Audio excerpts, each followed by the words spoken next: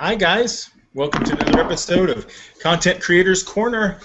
I am your moderator, host, Marx Pyle. I'm an author of Television on the Wild Wild Web, How to Blaze Your Own Trail. I'm also a web series creator like you guys. And today's topic, when I went to film school, nobody talked about marketing. It was just about making your film and or web series. And when I created a web series, I realized, how am I going to get people to watch this? And I faced a lot of challenges, as I'm sure all of you are. So this episode is about marketing your series. We have three great guests on who have had a lot of experience, or perhaps this is their job, really, for two of them at least. So without further ado, let's go ahead and introduce our guests. So we got, I believe on the screen now, hopefully I don't butcher your name, Angelique Toshi. Toski, actually. Toski, yes, I knew I was going to get that wrong. Social media professional who is active in multimedia, social media communities. She uses her BA in English from UCLA and her MA in Mass Communications, advertising from Cal State to help her create strategies and write social media content for various clients across multiple industries. Some of her current and former clients include us, the International Academy of Web Television, also Transmedia LA, Urban World Film Festival, and various web series. She also handles social media and corporate communications for Shakey's USA, and writes on transmedia and cross-platform storytelling for the women in the entertainment website, Miss in the Biz. Welcome to the show. Thank you so much. Next up, we have Brian Rhoda, founder of Brian Rhoda Consulting, PR Consulting. He has been part of some really big name web series. For example, Jane Espenson's Husbands and Squaresville are two of my favorites, and many more out there. So I'll let him say a little bit more about his background. Ooh. And it's interesting noise there for a second. And then also, we have Tom Gray, who's from the excellent web series Player Piano, who's been nominated and won quite a few awards. Also had a successful crowdfunding campaign. You guys grown from grassroots indie web series and have grown and grown and grown. So excited to hear about how you were able to spread the word and grow your fan base. So just a little bit more. Let's start off with. All of you, welcome to the show. And Angelique, let's start with you and just talk real quick a little bit more about your background and how you got into marketing, especially with marketing web series now. Okay, well, I graduated with a master's in advertising from Cal State Fullerton in 2011, and while I was at Cal State Fullerton, I was studying a lot about web series and the web in general, and Facebook, and social media. And I remember reading about a web series called Lonely Girl 15, and one of the first web series to use that name, and it was a really great case study, and I got really interested into all the different things that you can do with social media besides just post a video online. So I knew that this was going to be even more influential and awesome in the years coming up, and so I jumped into the community at first. Great. And Brian, could you elaborate a little bit more on your background? Yeah, I jumped into, when I first got to LA, I didn't do film and television. I've been here about 8 years, and I jumped right into new media. During the Writers Guild strike, I got involved with the website that eventually never got venture capital funding, but I learned a lot about marketing and viral marketing, and by the time I left that company, I was the head of viral marketing, and I took those skills to create Brian Rhoda Consulting 4 years ago. I offer 4 and 12-hour private consultations, focusing on social media strategy, do-it-yourself PR, digital series launch strategies, and connection to influencers. My company is about education. Actually, I should say my company is about empowerment, knowledge, and access. I think a lot of people are seeking access these days, especially to the digital influencer world. And one thing that's not on my bio that I am actually announcing for the first time, haven't told the interwebs yet, but I'll be posting it in a couple of days. I currently just actually accepted a position as an adjunct faculty member for Relativity Media. Relativity Media launched a school called the Relativity School, which is based out of LA Center Studio. And starting in about 2.5 weeks, I'm going to be teaching sophomores how to digitally brand themselves in a course called Collab Lab 2, Branding Digital Platforms with the Relativity School. So certainly something I never thought I would call myself, but you can call me Professor Rada or Associate Professor Rada in about 2.5 weeks. But I also continue to take on private clients. I currently work with a arts organization out of New York City called Art Start, as well as individual clients with my 4- and 12-hour private consultations. And I'm excited to be here and talk about what marketing is all about and branding and empowering people to find their voice through social media and online video. Awesome, that's great. Now I can't say that film school doesn't teach marketing. Well, that's awesome they're doing that.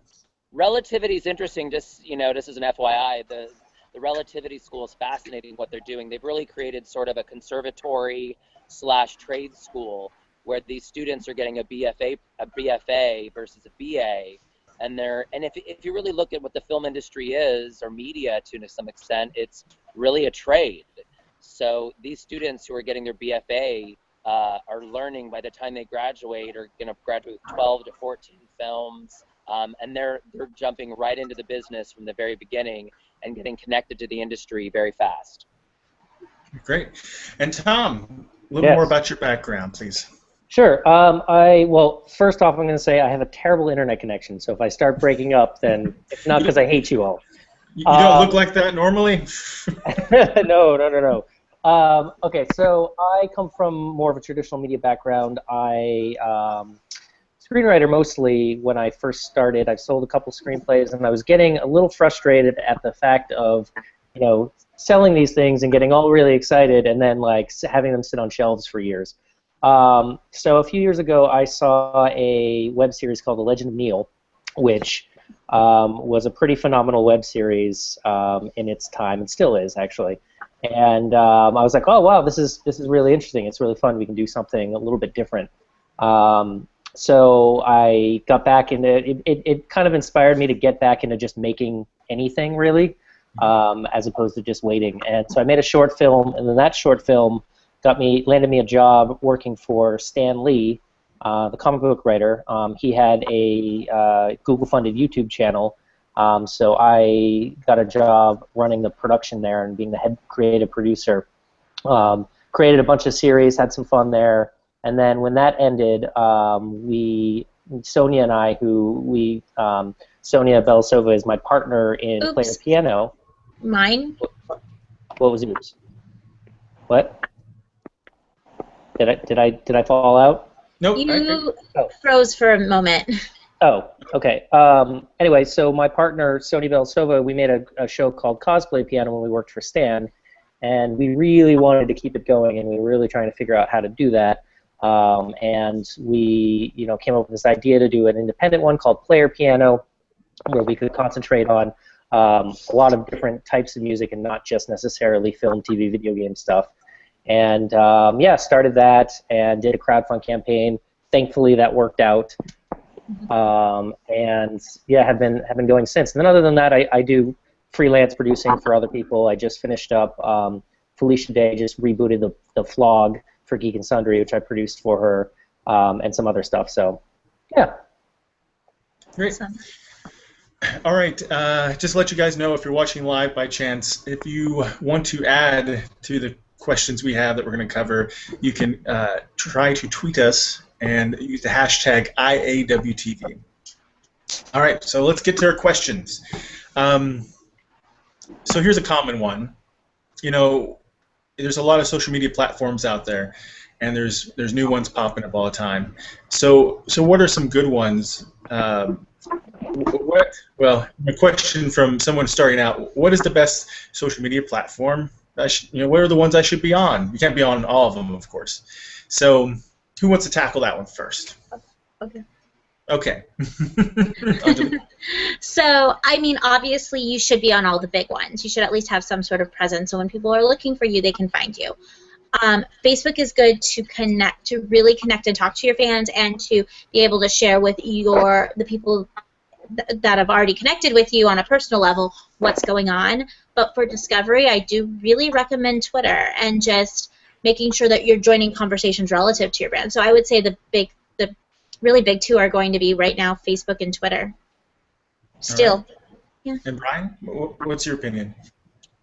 I think it really depends. I don't disagree with Angelique. I think there's still value in Facebook and Twitter. I think it depends upon what your show's about. I mean, I work with my clients and coach them to, depending upon the content of their show, whether it's a scripted series or a DIY series, certain platforms are certainly better for social than others. So, if I have a cooking show, I might really look to make Pinterest the cornerstone of my social media outreach. If I'm in fashion, I might look at Instagram, which has created numerous fashion stars, and kind of really make Instagram my hub.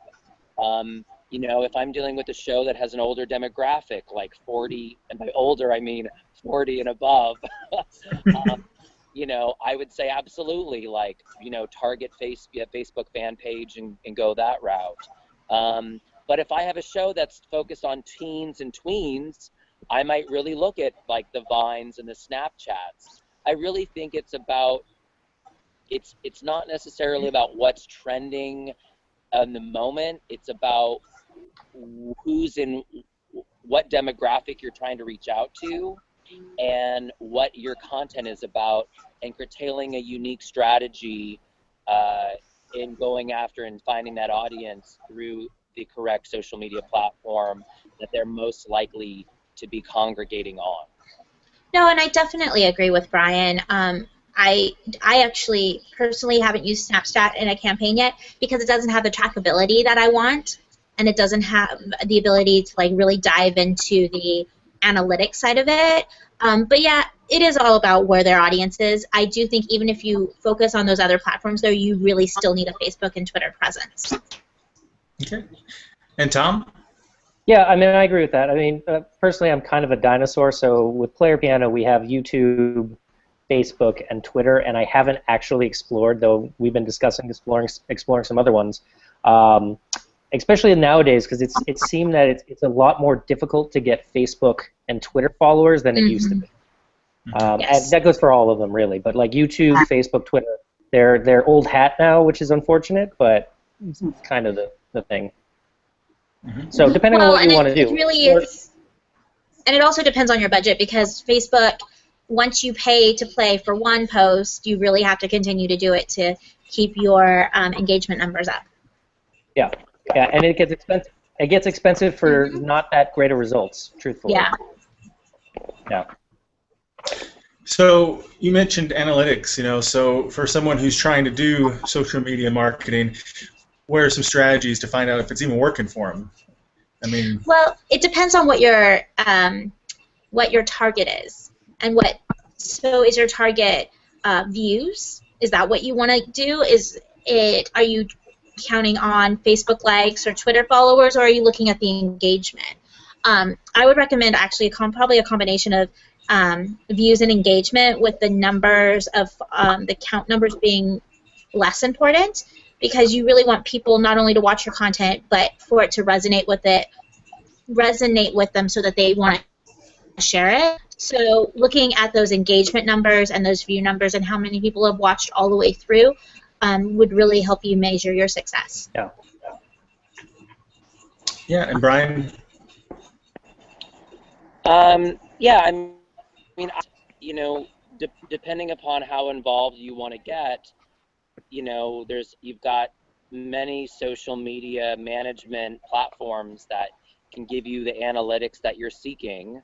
I think Hootsuite's done a very good job of keeping up with managing a lot of that, but if you want to go a bit deeper, you can pay for a subscription service to something like Social Sprout, and look into what they are offering. So, there's a lot of third-party companies now that are out there that you can pay for quote-unquote premium analytics services that are going to, give you better data. But YouTube has their own built-in data. Facebook has their own built-in data. Twitter, I have to say, I'm very passive on Twitter, so I don't actively go there to look at that data. I know Angelique's much more active on Twitter than I am. But Twitter analytics have bumped up their analytics recently, and now everyone has access, not just if you're paying for an ad campaign. So it's been really useful. Mm-hmm. So yeah, I think that there's certainly third-party apps you can use, but I also think that given the platform that you're on, you can look and dive into the analytics, on a case-by-case, a platform-by-platform basis. Yeah. I mean, and if you're on a budget, I would recommend waiting to do a paid analytics program, because that money might be better spent elsewhere. Yeah. And there is so much you can see for free. Mm-hmm. Yep. And Tom, is there anything you'd like to add? No, I mean, I agree with 100% with what they're saying. I mean, there's looking at the analytics until you're at a point where it's really, there's something really to look at. There's no point in paying for anything for that.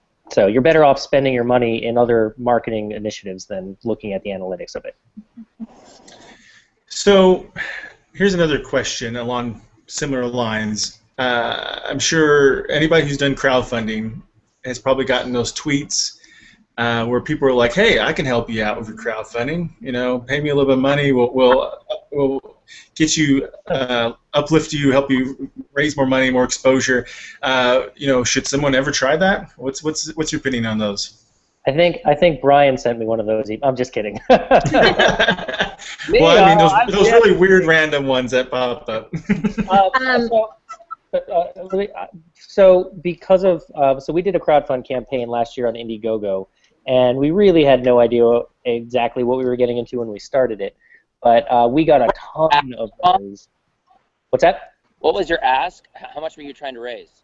We were trying to raise $60,000. So we were just launching. Yeah, we were pretty ambitious. We actually brought it down, because originally I had it at 100, and I was like, oh, it'll be great, it'll be fun. No. So we brought it down to 60 when we launched it, because the folks at Indiegogo were like, I think you should bring this down to like 20. And we were like, oh, that's way too low. But we eventually landed on 60, and we, at that point, had no real fan base. But we ended up with 71.6 or something like that at the end. And it was a really grueling, hard experience and campaign, but ultimately a good one. But we were bombarded with those kinds of things, and I just ignore them, because the reality is that if someone's just cold emailing me, I researched a couple of them just to look to see if there was anything, and they all just sort of looked kind of sketchy and scammy, and Mm-hmm. I don't know. I mean, some folks were telling me that they've had good experiences with people, and they recommended a couple to me, but every time I would look at it, I was like, I'd rather our whole campaign was based on releasing content during the campaign. So we constantly had new videos. Before we launched the campaign, I raised financing and made a bunch of videos. And by financing, I mean friends and family. Before the campaign, made a bunch of videos, and we released it during the course of the campaign. And those were our drivers to get people to donate. And that is, I was going to say, Tom, that is so smart to do. Because you're not asking them to give money before they even see what the end products are going to look like. So that's brilliant. Yeah, and I mean, a lot of that, not a lot, but most of that, a bit of that crowdfund money went to pay back for those videos that we were releasing during the crowdfund. but it launched our channel, so Right. that was kind of the idea of it. Great. And Brian and Angelique, what's your opinions on those kind of I code emails? I don't like them. I actually don't. I don't usually take on crowdfunding clients because it can be hit or miss, and you have to really make sure that you have a good concept that has a niche audience before you decide to do it. And a lot of the clients want a guarantee that they're going to meet their goals or exceed or whatever, and I don't feel comfortable guaranteeing anything that I can't be assured is going to happen. So I think you really need people that are passionate about the project, that are talking about it on social media and creating content during the campaign. And it's better if the people involved in the campaign are doing that rather than necessarily like some person that doesn't know what it's all about. Right. Now, if you have someone who is a crowdfunding expert that is like, oh my God, this campaign is so amazing, then that might be something to look into because they are actually already passionate about your project. Yeah. Like if you look at them and they're like one of your top donors and they want to help you, that might be a different story. Oh, Yeah. okay. I think crowdfunding campaigns are certainly tricky, to say the least. But people have come to me before. People want to pay me after they raise their money, and I guess get a percentage. So I work for free and slave for 30 to 45 days, with just the hope that I would get a percentage at the end of funds raised. That's never really an appealing proposition. I think for anybody who's an entrepreneur and working for themselves, you always want to get paid up front. But and I think people have to, I would just say that I don't typically take those on for that reason, because nobody has upfront. The people I've encountered don't have upfront money that want to pay before the campaign starts. But I typically recommend them to two people, either Leah Savoli or Justin Mashin. Those are the two people who I would recommend, who tend to really delve a little deeper into that pond than I do. Usually a Kickstarter campaign or an Indiegogo campaign, sorry guys. No, it's Usually a Kickstarter campaign or an Indiegogo campaign, it will be incorporated into strategies I will create for my clients, but it's certainly not something that I would want to take on and do all the work for 30 to 45 days. And I agree with Angelique where, there's nobody better to do it than the person who created it. For you to mimic and create their voice and find their passion is very difficult to do. So it's usually best left to the person who created the series for them to take it on themselves, or to create a solid strategy and have somebody like Angelique or me, or even Tom at this point, to actually get, nip and tuck what would work and what wouldn't. Yeah. I mean, the reality, even if you bring somebody on who is an expert at it, I mean, the reality is that people have to be aware that doing something like a crowdfund campaign is a full-time job. And, like, you have to be 100% committed to doing everything that you can, and then on top of it, change your strategy midway through if you need to, which is what we ended up doing. And that, but, like, we were just constantly creating new content for it, and, like, and not just, hey, here's an update video, blah, blah, blah. It's like all of our updates video had some sort of, like, content associated with it. Tom, that is very impressive, by the way. I just want to let you know. Like, I know how hard that is, so good for you. It sent me to the hospital. Literally, I went to the hospital one night because I thought I was having a heart attack. Turns out I wasn't, but I thought I was. Are you serious? Oh, yeah. No, I just, I had never actually had, like, a panic attack or anything before, but, yeah, that did it. Yeah. Yeah. Yikes. I'm having those around my wedding right now, so. Oh, yeah. Wow. That'll do it too. Your engagement, Angelique, that's fast. It's awesome. You didn't know? No, I think I knew. No, I knew. That's why I'm saying congratulations. Oh, nice. Nick chose he chose wisely. It's a beautiful Yes, brand. congratulations. It's a beautiful. All right, well, so everybody tweet congratulations, and so here's another question, a common question I hear from people when it comes to social media is how often should I post per day or per week? Okay, that's a good question. There's no set answer though. Mm-hmm. So I would say at least once a day on Facebook.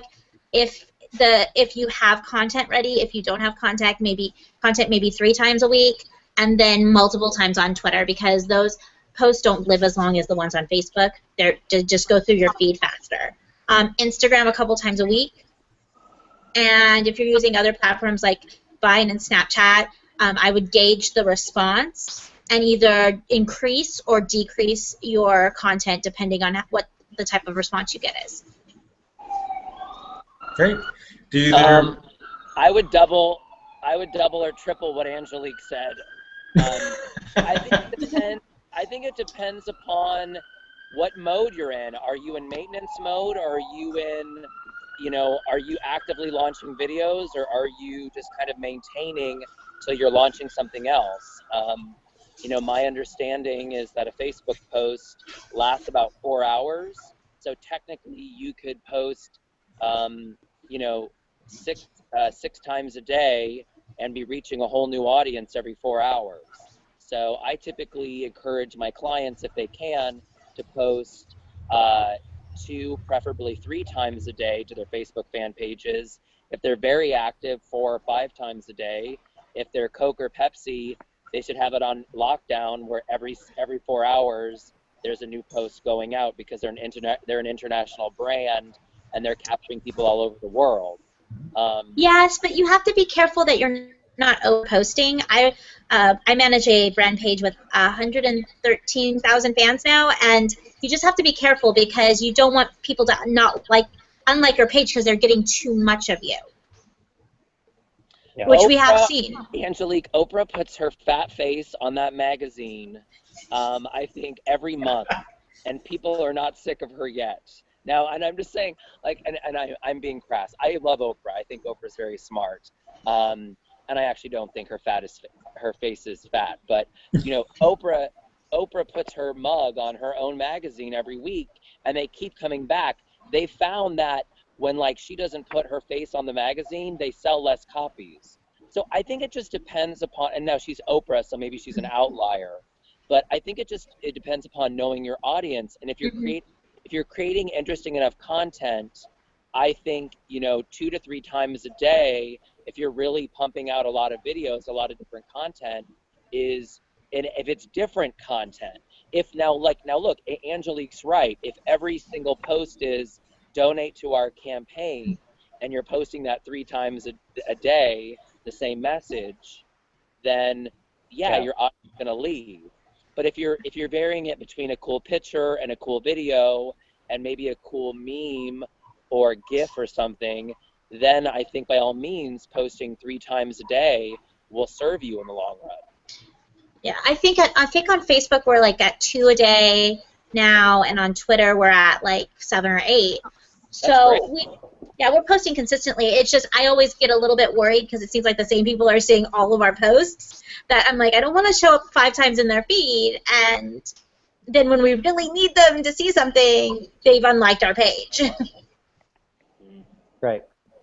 I post usually once a day, or when to Facebook and or Twitter, and that's only when I have something interesting content. I think it all comes down to the content.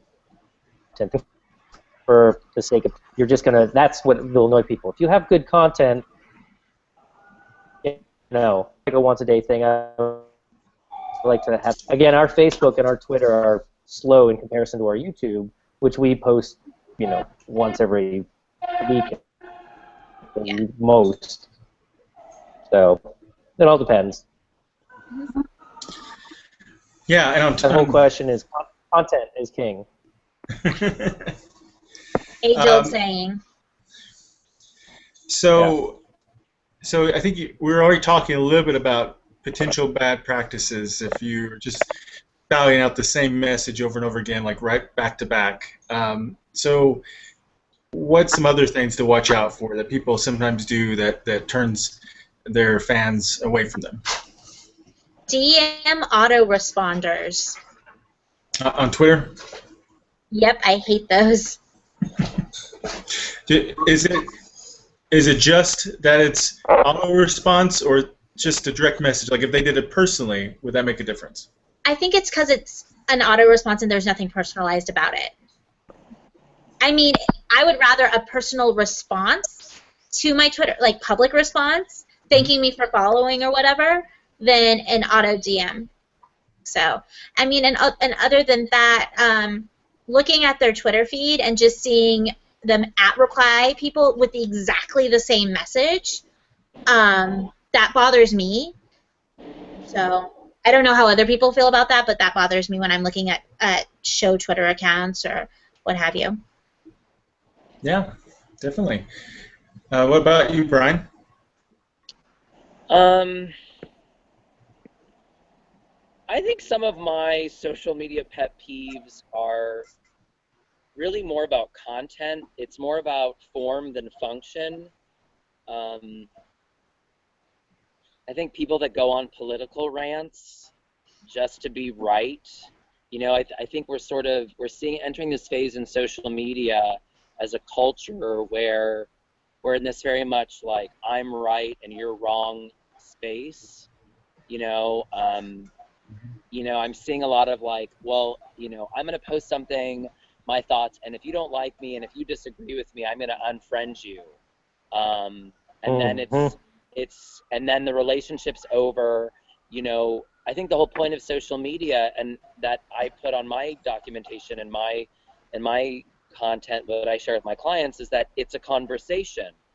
And every post that you make is an opportunity to start a conversation or a conversation. And I think that what's annoying me, or I think is sort of a taboo, is when people are very definitive and they're very quick to, get to make an opinion or a judgment and to be very black and white. I think sort of something that, to speak to that and how it'd be very hurtful and sort of how misinformation can be spread very quickly. Like if we look at what happened with Cecil the lion, right? Mm-hmm. That was a very controversial thing about this gentleman from Minnesota who,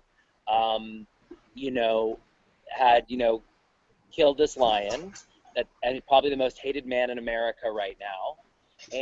But I read an article that he actually has given more to wildlife preserves in Africa than pretty much anyone else in the country, so that he could go there and kill those animals. But that doesn't make it right. Well, I understand, but how many people on this video chat have given money to the wildlife preserves so those animals could have a bigger, to actually preserve when they are alive? How many people who are posting about it on social media are vegetarian?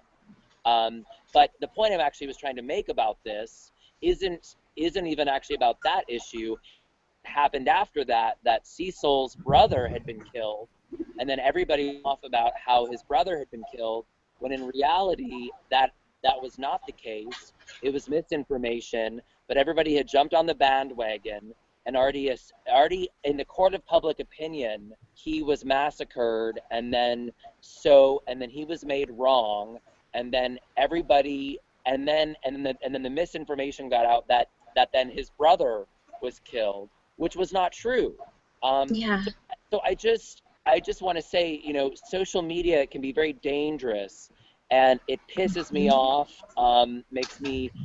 It gets me riled up when I think people very quickly, without thinking, without Googling, without doing any research, jump on the bandwagon of the latest 3 posts in their feed that are trending, and then chime in with yeah, it's very mob mentality. And I just don't think that works. I don't think it's using the power of social media to the best of its ability. I don't think the I don't think that the power of the medium that it is, I mean, is actually being utilized for its greatest potential. I always tell my clients, you know, social media has sped up connection, but relationships take time. And we're still human beings, and you have to trust is something that is gained. It's you know it's hard to gain and easily lost.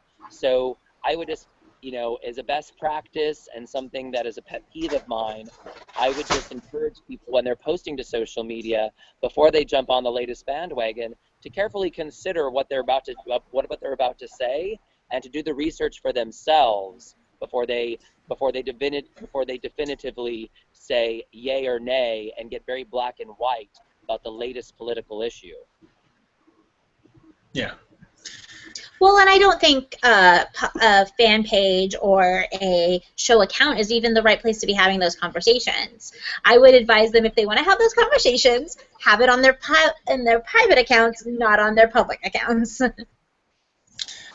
Yeah, we see that a lot with especially actors and such who mix promoting their acting and their shows they're on with their political views, and it can kind of backfire sometimes. Yeah. So Tom, I love how you're like cloning occasionally. It's really cool. The Time Warner cable is terrible. I keep getting dropped and coming up. So I have no idea what you all just said, but I agree with it 100%. I know we have at least one viewer, so hi, Ty. Hello. Gotta give a shout out. Again, Ty. Thank you. We're so glad you're here. Ty's a former client of mine. I love her. She's brilliant. Oh, awesome. Well, Tom, you know, we're talking about bad practices on social media. You know, is there one that you really advise people to watch out for, not to do? Well, first off, I would say don't spam people. Don't post. You know, I mean, Brian's saying 3 times a day or 4 times a day, whatever it is. Don't start doing like 20 times a day, because that just gets annoying, especially when you're just posting random junk or donate to my. You know, if you're doing a crowdfund campaign, you've got to be relentless, but don't be stupid about it.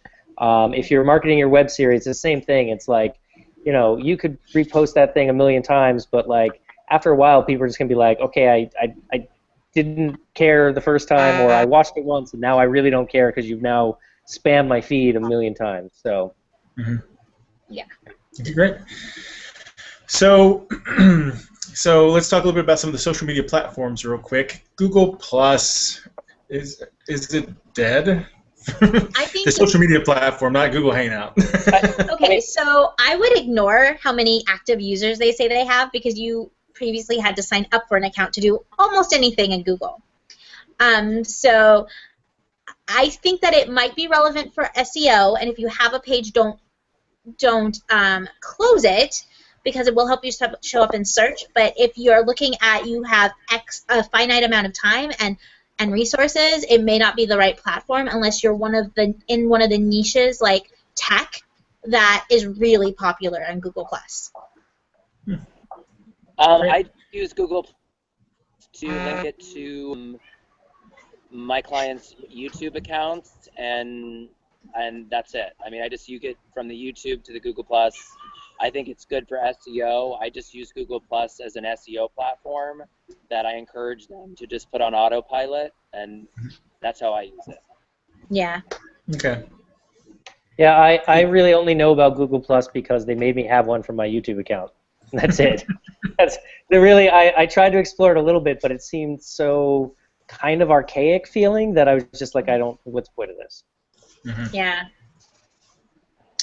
Well, what about some of these newer platforms? I mean, obviously Vine can be a big hit for some people, and I know some people recently have been experimenting with Periscope. Are either of those perhaps good options for marketing? Well, it depends on who your audience is. Periscope could be interesting if you're doing something like a live event and you're trying to show people what's going on at the live event. It would be even more interesting if they tie that into a transmedia campaign, and that's an in-world event that you're then periscoping to the people who can't be there. So there are some fun things that you could do with it. Vine really depends on what audience you're trying to reach, and does your content fit the short format? Like, does your content work with short format, or is your content more long format? Because it doesn't make any sense to take a long format piece, dramatic piece especially, and try to cut it into Vine snippets. Yeah, I would just say that I think it depends upon your age demographic. I mean, Vine tends to be very young. I don't know anybody sort of under the age of or over the age of 30 who's like a Vine star or an active, like, you know, influencer on Vine. Maybe I can stand to be corrected, and I'm sure I will be, but I think largely Vine tends to be very young. Periscope, I think Periscope is so new, you know, it's like 3 months old or 4 months old. Maybe I'm wrong, maybe it's 5, but I think we're still going to see the power of Periscope and what it can do.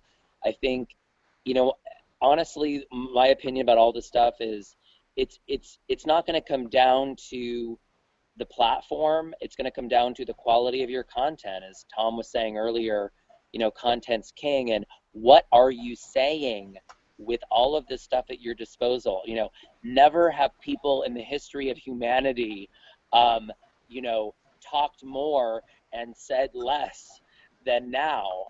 Just because you have more platforms at your disposal, A, doesn't mean you should be using them. B, doesn't mean that you're going to find a true fan base there, an audience, and C, that it's even right for the content of the show that you're producing. So I think it's not going to come down to certain platforms that may come and go. It's going to come down to your message, what you're trying to communicate, and what value you're offering to the world at large and the universe. Great. I think we just lost Tom. He'll be back here in a second. No. We'll get his opinion here in just a moment when he returns. So, and we're gonna, if it's okay, we'll go like 10 minutes over because we started 10 minutes late. If that's okay with everyone. Okay. Oh, Tom, are you there? I changed computers to see if maybe that'll make a difference. Awesome.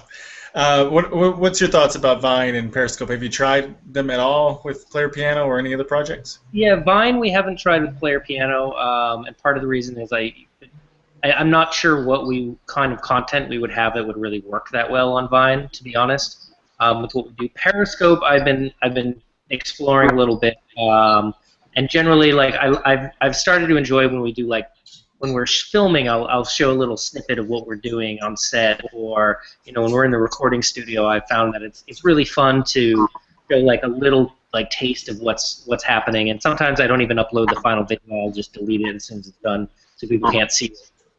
So I think it's fun. It's interesting. We've never really had anything explode on it. I'm not quite sure how that happens, but we have had a good time just exploring a little bit. It's nice to see the little hearts coming up on Periscope. We all love those hearts, Tom. We all love those hearts. All of us want to be loved. Okay. Yeah, well, it's really fun seeing those live interactions and getting people's thoughts right away. Like when we did our Nintendo Piano, our latest video of Super Mario Brothers, we showed on Vine. I didn't save the video, so those people who saw it early. I was like, check out what we've got going on, and it just heart. It's and then being able to see people talking, that's really fun. And as a creator, I think that's really interesting because it really brings the instant gratification aspect of it, and it can be a fun way to intimately connect with some people. And I think during the crowdfund campaign, that would have been great if that existed then. Mm-hmm. Because that's you're there, you're live talking to people, you're doing this thing, and then maybe they'll actually click on the thing and support you. I think Tom's right. Periscope's going to be very interesting for future crowdfunding campaigns. I think it's a very interesting platform for that for crowdfunding. Great. And Periscope is pretty new. How do you get people to even watch your live video right then? Is it just tweets? I think it's just tweets. I mean, I don't know if tweets, and maybe if you can copy and post that onto Facebook. I don't really think there's any secrets yet. I mean, Yeah, 'cause- I don't know if anybody's tried having a live campaign, like putting out a tweet about it, and then immediately having someone go and put money behind that tweet to boost it for a set period of time. That might be kind of interesting to see what would happen then. Right. Well, and the other thing, like, not even just talking about Periscope, but I had friends that did the from 5 Second Films that did the Dubrow Party Massacre crowdfund campaign for their feature, and they, Periscope didn't exist when they did it, but they did a live stream, a couple live streams, and they said that those couple hours that they were doing live streams were like their best times, because they could connect to people and they could be like, make us do this stupid thing and donate, and we'll do like, we'll pour milk on this guy or something, something stupid like that. But Very smart. yeah, but like, yeah, we never took advantage of any of that, but we should have. Tips for next time, if Yeah, there you there go. has to be a next time. Right. So here's something I was curious to get your opinion about from a marketing perspective. Just forget about creativity, writing, etc. But what's your opinion on the full drop method of releasing a series? The type of method it's done by Netflix, for example, where they just put a whole season down. I've heard a lot of web series creators talk about maybe they should do that with their show or not, rather than one episode at a time. I have some definite opinions on that. Okay, go ahead. I don't like it because it eliminates the ability to build an audience for your show and the anticipation. And I like the fact that you can just leave it afterwards for people to binge after the fact. But when you're trying to build that audience and you want people talking about it consistently, I think it does a series a disadvantage if they're only talking about it for like a week after the show hits, because that's when they're seeing it. I also think that in order to just drop something, you really have to have a built-in audience already, because that discoverability aspect isn't as large. Yeah, I personally think Netflix, again, I'm sure they know what they're doing. They're doing really well, but I don't like their full drop policy at all. I think it's kind of a terrible policy. What I think makes, especially for web series, like Angelique was saying, like you can't build an audience if you're just dropping it immediately and then. What I would say would be helpful is, like, say you were doing like a web series and you're doing a 10-episode run or a 12-episode run. Release the first 3 or 4 episodes at once. Get people hooked into it, and then get them watching every week, because people will watch them every. I mean, I remember when, again, I go back to the first one I watched, which is Legend of Neil. Like, we used to get, like, my friends and I would get together once a week and wait for it to upload. Like, that can exist with people, but like I think, and even network TV shows, I think, or Netflix TV shows, I think it would be good to do the same thing where they drop a couple, because usually by 3 episodes in, you're hooked. So get people hooked, and then get them talking about it and waiting for it, and you definitely want that. Like, if they just watch them all at once, it's out of their thought really fast. But if you have it coming out over a period of time, they're anticipating, they're hopefully telling their friends about it. They're following your Facebooks for updates on pictures and things and all that kind of stuff. And you lose all that if you just immediately drop it. Mm-hmm.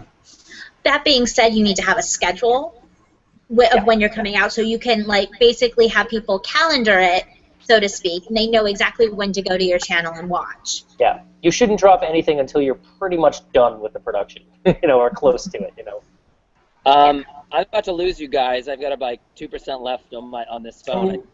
I think this Skype chat has officially drained my entire battery. I'm a fan of the 50-50 model, dropping half now, half later, leaving something for your audience to live into. I think Netflix can get away with the binge model because they've mastered distribution. But for the independent content creator, the name of the game is discoverability. And you do want to build in some time for people to discover you and build the audience. So I think, like what Tom said, if you drop 4 episodes or half of your episodes at the beginning, and then maybe purse out 2 or 3, like 1 a week, or at least leave the other half for a month or 2 later, so it's kind of like, so you have something to talk about for a month or so, but then leave them wanting more and dropping the second half later. Yeah. I kind of like that model where you're giving half and half. And In case you do drop out on us, real quick, because I'm going to ask everybody else this before the show ends, where can people find you online, Brian? They can find me at brianradaconsulting.com. They can follow me on Twitter at Rada Consulting or at Brian Rada. And certainly you can like my Facebook fan page at Rada Consulting, which I just changed from Brian Rada Consulting to Rada Consulting to solidify my brand even further. So I just changed my Facebook fan page URL just like a month ago. So my Twitter handle now matches my Facebook fan page. It's Rada Consulting, and you can follow all of my work at Brian Rada Consulting. And obviously, certainly, you can look at me on the website for relativityschool.org, where I am now going to be an associate professor of digital branding. Awesome. So let's try this question. We'll have Brian answer first, in case he drops off. I've heard a lot of talk, and from a branding perspective, I've heard talk about how people shouldn't call their show web series. They should call it a digital series, original series, lots of different terms running around. What's your thoughts, Brian? Web series is dead, Marx. Down with the web series. Long live digital series. I actually encourage my clients to just use the term series, keep it neutral and open, or use the word show or series. Depending upon the style of the show, I would say you could call it a digital series if it's of a certain caliber. But I certainly, only for select clients would I have them use the word web series. Generally speaking, though, I encourage my clients to consider themselves curators of a YouTube channel or digital series creators.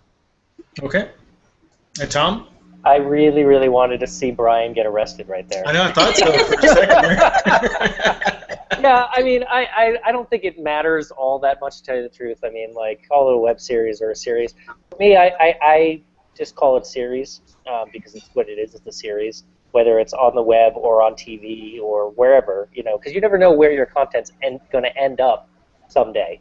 Like Player Piano is on the web, sure, but it's also it's also on cable in like Africa somewhere through a random deal that we made somewhere. So it's in my mind, it's a series. And then I also, with the filmmakers, they're filmmakers or creators. Creators, it seems to be YouTube's been really pushing the idea of a creator.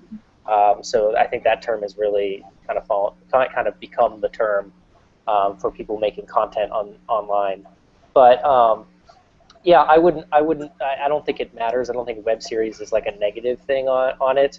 But I agree with Brian that generally speaking, just keep it a series because that's what it is. So I'm going to be a little bit contrary. I'm sorry, guys. But coming from a brand perspective, if we're approached to put money into something, telling us at least that it's an online series or digital series helps us explain it better to our managers at the restaurant level so they know what we're putting money into. I know that's putting on my other brand hat for a moment, but I like digital series. I like online series. I do think that it's helpful if there's something in it that says where you can find it. So that's why I like the online and digital adjectives. Wait, hold on. Did you just say you had money to give out? My day job, I do work for Shakey's Pizza. I'm their digital and social and digital media specialist, and we are hopefully going to be doing some online content, but I don't know when. Nice. All right, and we did. But we have worked with but we have worked with a couple of web series. If you watch The New Adventures of Peter and Wendy, we had a product placement in one of the first, I think it was the 4th episode of this season. We worked with another series to provide some pizza for one of their shoots, and then we are working with doing some sponsorship of an additional series that will be launching in September. Great. Nice. And we did lose Brian, which is fine. I would like to think that he got arrested. I think he did get arrested. I think they tackled him, and they're just, yeah. They were very nice to let him finish up his web chat. They were. Before, They were. digital chat, not web chat. Oh, yeah. So one last question before we go. because I know this is a hot button topic for Angelique. I was going to ask about transmedia marketing. Worth the effort, expense for your series or not? How are we defining transmedia first? Can we, before we begin, can you explain what that means? Because I have no idea. Because his definition might be different than my definition. Well, you guys define it, and I know some people define it differently. How do you define it? Okay, so I apologize for anybody who's heard this spiel from me before, because there's two ways of looking at transmedia. One is the story world approach, which is something like Star Wars or Marvel does, or the DC universe. So you have all these different stories playing in the same universe, interacting with each other, but they're separate forms of media. The second way is something like the Lizzie Bennet Diaries or the New Adventures of Peter and Wendy, where you have different pieces of the content of one story across different platforms. So in the case of New Peter and Wendy, Twitter accounts, the paper blog, and the web series in general. So that's how I understand transmedia to be. Does that mash with your understanding? Yeah, mine. What about you, Tom? Yeah, I mean, so I agree with what you were saying generally about like the New Adventures of Peter and Wendy, Lizzie Bennet Diaries. Like that to me is what transmedia is. For us, for Player Piano, we don't really have, at least I haven't thought of any great ways to do any sort of transmedia because we're not like a story-based thing that we can interact in that same way. But maybe there's something I'm not aware of. But if I think of anything, I'll let you know. Why don't you? But what was the question exactly about transmedia? Whether it was worth it or? Yeah, is it worth all the effort and expense? I think it really depends on what your particular piece of content is and what your plan for that transmedia is. Because you could look at like Lizzie Bennet Diaries, they did it right, and that aspect is almost what it probably is what really got them really moving in a certain direction. But like that's what made that really unique. Like watching that experience, that made that particular series unique. So for them, I would say it was worth it. If you're going in without like a specific, like this is how we're going to do this series, this is the way we're going to have all these webs going out, then you're probably just wasting your time, and you're spending a lot of time on something that people aren't even they're going to be like, I don't even know what the hell this is, So you got to be careful that when you do a transmedia type thing that it's something that people can actually follow and go, oh, I see what they're doing there. Yeah, and just playing off of that, you should definitely have a plan before you even shoot the series, because you need to know if you need to shoot anything additional for the transmedia elements. And the transmedia should feel natural to the storyline. So something really cool that Classic Alice was doing is they had a podcast with one of the characters who is really into music. So that fit really, really well with the storyline already. So it was a very smart move. Now, if you have a character, for instance, if you have a web series set in the past and you have your characters on Twitter, that's not necessarily a natural fit because they didn't have Twitter back when the series was set. But it could be. Twitter's been around for decades, centuries, right? Yeah, but it could be really interesting if you're smart about it. Agreed. In different ways. Like my favorite is it's not really transmedia because it wasn't officially done. But I love the episode recaps. You ever see like the Game of Thrones episode recaps all on Facebook? Mm-hmm. Like I like those kind of things, even though that's not an official type of thing. Like if it was, would be a brilliant way to recap an episode, because obviously Game of Thrones is not on Facebook, but the way that they do it and the characters interact with each other and the things they say are just, it's so fun to read through that you're like, oh, okay, good, and it gets you excited. So even though that's not an actual official thing, it's a way to bring something that would have nothing to do with Facebook into a Facebook setting. So you can do it. You just also transmedia. Sorry, if you're smart, then and funny or whatever, then go for it. Cool.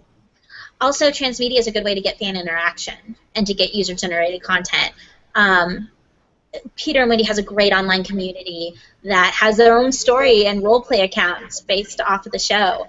And they kept the show alive when they weren't on the air, and they kept talking and having their own in-story conversation. So it can, if you have the right fan base, it is definitely worth the time spent.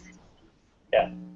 And like, so for Player Piano, like, it's not really transmedia, but like, I think additional media is like finding fun ways to interact with your fans in certain ways. So what really has helped us, and was the #1 thing that really turned around our crowdfunding, got our fans, like, actually got people to subscribe, oddly enough, is, so Player Piano is like, we spend a lot of time making these high quality videos. You know, Sonia spends a lot of time doing these great arrangements, and we do these great videos.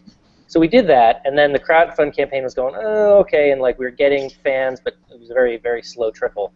And then we did an update video called Nintendo Themes on the Spot, which was literally like a, hey, in between shooting, Sonia and I are going to sit here, and she's not really, like, she's never played all these old games, so she's going to listen to these themes for the first time and just make up an arrangement on the spot. So one camera shot, cheap, whatever. When we uploaded it, I was like, Sonia, watch this piece of junk video do better than every other video. And that video got picked up all over the place and like blew every other video of ours out of the water, and we're like, what the hell? But what that did is it gave us it helped personalize us a little bit with our fan base, and it gave some instant gratification, which I think helped as well. So that was like additional style of content that's not really what we do, but we found that doing that enabled us to connect in a whole new way with the fans, and we're still doing that in certain ways. Like, part of our crowdfund, we were like, you know, for this level of donation, we'll do it on the spot for you and your choice of whatever you want to do. And we're still releasing those because it takes forever. But what's good is whether it's transmedia per se or just some other way to interact, but that's still keeping within what you do in a certain way, is really, more than anything, like the key to success, I think. And I'd call that transmedia because it's different content that goes with your other content. Yeah. I'd still call that transmedia. Yeah, and I think you're probably right. And we mainly post those to Facebook. We don't post those to YouTube as well. So, you know, it's also, you know, a different platform, like a different kind of content for a different platform. Yeah. Yeah. Okay, great. All right. Well, I think we need to start wrapping up. It's been about an hour or so. Really appreciate you guys for being on, including Brian, who got arrested. And can each of you please say where they can find you, you and/or your work online?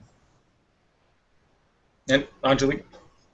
Okay, so I'm at Angelique Toschi, ANGELIQUETOSCHI. My website hasn't been updated in a while, so I'm working on that. But best way to reach me is through Twitter, and my website info is in my bio there. Awesome. And Tom? And so my Sonia and I's YouTube channel is youtube.com/playerpiano, and there you'll find awesome arrangements of popular songs, film, TV, video game stuff, and I make videos based around those arrangements. So that's the #1 place is youtube.com/playerpiano, and then our Facebook is facebook.com/playerpianovideos, and Twitter is @playerpianovids, and those are the 3 real big ones that we post a lot to. Great. Okay. Before we leave, I was just going to say, Tom, aren't you up for either like a geeky or a streamy? Oh yeah. Yeah. We have a we're up for a geeky in the unscripted category, web series unscripted, which is really fun. Geeky awards are a good time, so that's fun. And then we also got nominated for a streamy award for best independent series. Awesome. Yeah. Awesome. All right. Well, thanks so much. Oh, and I'll just say, IAWTV, we were part of that award ceremony, and they were really fun and really great. So I want to thank IAWTV because that was such an honor. Oh, thank you. Yeah, this year's award show is really great. So, yeah. So thanks so much for joining us, guys. And I think we covered some pretty cool stuff. Try to mix it up a little bit, not quite as common of questions. And Also for me, you can find me at on Twitter at Mr. Marx, MRMARX. And you can find this and all the other videos, if you haven't already found it, if you're just watching this on YouTube, you can find it at IAWTV.org/CCC. Triple C, it's the pro wrestling version name, the alias, I guess, of the show. So you can check that out and our past 2 episodes. So thanks so much for everyone watching, and thanks so much for you guys for being guests. Bye. Bye. Bye.